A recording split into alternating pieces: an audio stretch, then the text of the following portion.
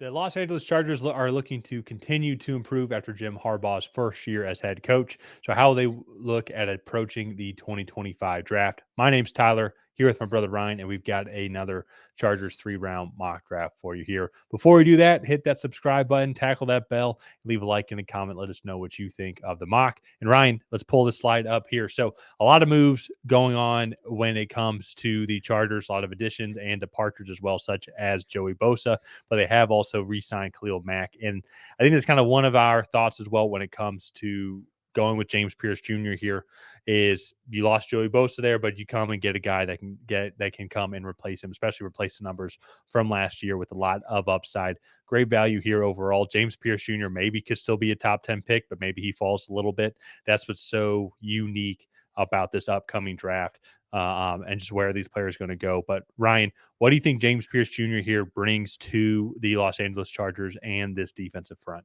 Yeah, I think he's a really good athlete. He was productive there at Tennessee. He had a bit of a slow start in 2024, but really kind of picked things up as the season went along. But you put him across from Khalil Mack, and he gives a element of just some juice and some athleticism to this team. I do have some concerns about his like overall bend, but with that being said, I think Tennessee, like they had a weird front. They kind of constantly rotated guys in and out. They would a lot of times only have like 3 down linemen. And so I think he was playing a little bit out of position. And one of the things that makes me feel a little bit more comfortable about taking him here, because he is only 242 pounds, I think is what he weighed in at, or 248 pounds at the combine. He was actually a much better run defender than you would expect. And he had a lot more presence in that aspect of things. And so maybe if you get him out in a wide 9 and really kind of stretch some tackles, use his explosiveness off the ball, I think that can set him up well in the pass game. And then he can probably find ways to stay on the field and on the earlier downs when that might be a little bit more run heavy at the NFL level. So I think this is a really good pick. He's an explosive edge rusher. This was a guy that at the beginning of the year we were talking about could be in the hunt to go number 1 overall. So I really like that. They could also go Amari and Hampton. I know they drafted Najee Harris, but that would be a really solid duo. It was also only to a 1-year deal, if I'm not mistaken.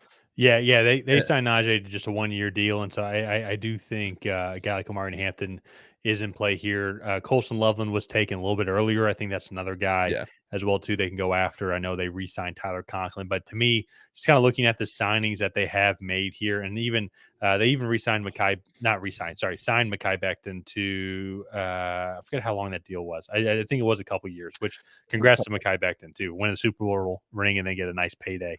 You get to live out in LA. But I'm still looking at a lot of these signs here, and I think this is actually a great segue to the next pick. But I'm looking at a lot of these initial offensive signings as well as is not going to hinder them from addressing this position. So no, they have re-signed Mike Williams. He's back to Los Angeles to be a Charger, be that outside receiver. And to me, that still does not hinder them at all from trying to get a receiver to be that outside X receiver of the future. And Elic Ayomanor being here in the second round for them. I don't think he's really cracked our first round mock drafts too much, but he has always kind of just consistently been a solid guy that I think a lot of teams would want to have and lean on in this second round here. And he falls down to the Chargers here at 55. I really like this pick as a whole. He's got good film against some of the top corners that in this draft, such as Travis Hunter, for example.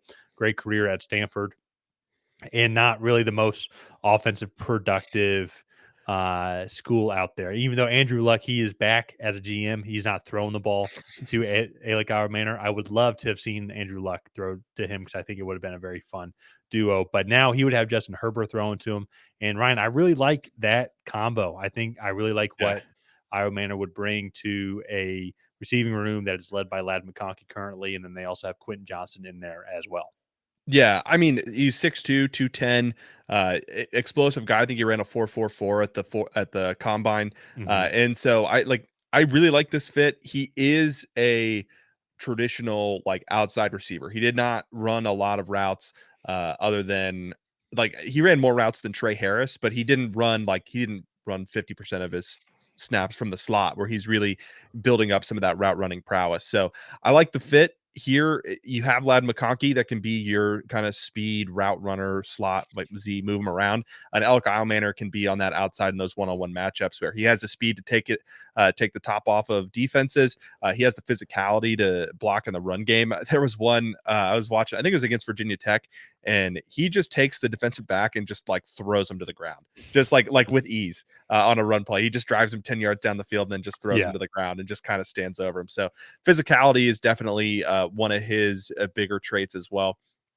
This is kind of the sweet spot. This started a run on receivers. You can see Savion Williams went right after this, 2 picks later. Then Trey Harris went 2 picks after that. Jack Besh right after that. And then on top of that, you have Jalen Royals. Kyle Williams is a guy that's rising up draft boards a lot. Like there are so many wide receivers at this point. This is kind of a sweet spot, I think, for this wide receiver class. So I like this pick.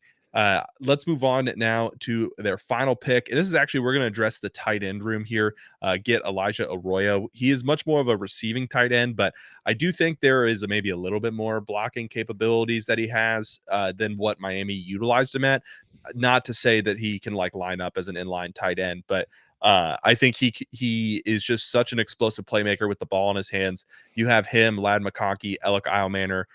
Then Quentin Johnson is now like your fourth option, I think, on all those passing plays, and so I really like the fit here. I think he complements what they want to do, and he can be utilized in a similar way as like a Colston Loveland was in that Michigan offense.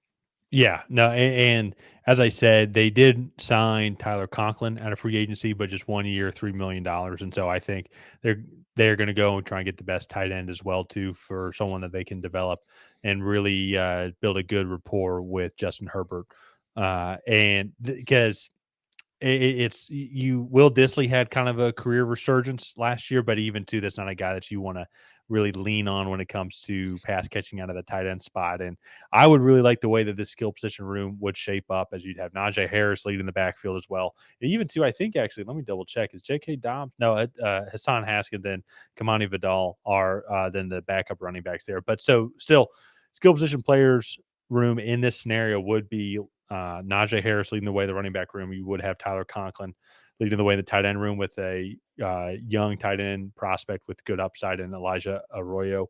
And then that receiving room would be led by Ladd McConkey. You'd have Elic Ayomanor that you just drafted. You have Quentin Johnson as well, who's still developing. And yes, he has some serious drops, but at the same time, though, too, in general, I would say we all can agree he took a giant step forward in 2024 in his development. Maybe he can continue to keep doing that.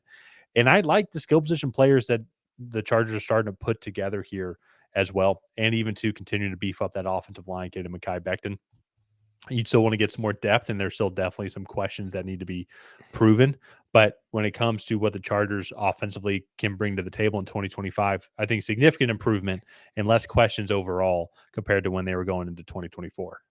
No, for sure. And I just think like all of these additions together, this is a team that they made a lot of strides this past season.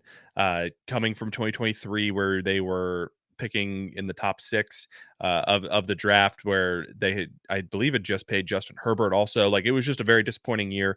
A lot of questions going into 2024, and they answered a lot of them. And so now it's time to build upon that. And I think with this draft, this offense becomes much more explosive. Hopefully, this defense can continue to improve with that young secondary playing well. So I think the Chargers are in a good spot. I think you mentioned this in the Raiders video, but this is probably the weakest that the Chiefs have been in the last 3 or 4 years. And I think that this division is not wide open because the Chiefs are still the clear favorites to win. But like, I would not be surprised if a team like the Chargers comes out and wins 11 or 12 games and is in the running for or actually wins the division Mhm. come the end of the year. Yeah, that's what's going to be very fun to watch. The AFC West is like, can the Chiefs maintain that dominance? They, in my opinion, like you could see they're kind of regressing a little bit. But Mhm. to your point, though, you said in the last video, is that they are at least you can more clearly see the holes and the gaps on this Yeah. team. While Denver, massive strides forward, Chargers, massive strides forward, Las Vegas, you can see the potential. They have the star power there, and then with Pete Carroll coming back in as a head coach.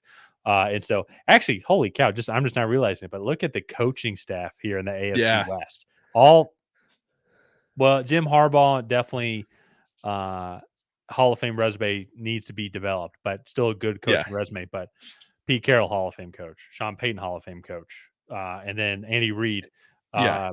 Maybe a second ballot Hall of Fame coach. I'm just joking. Obviously, he's first ballot, one of the best coaches to ever play the game. And so you go look at the coaching staff room in the AFC West. Like this is going to be a fun division to watch in 2025.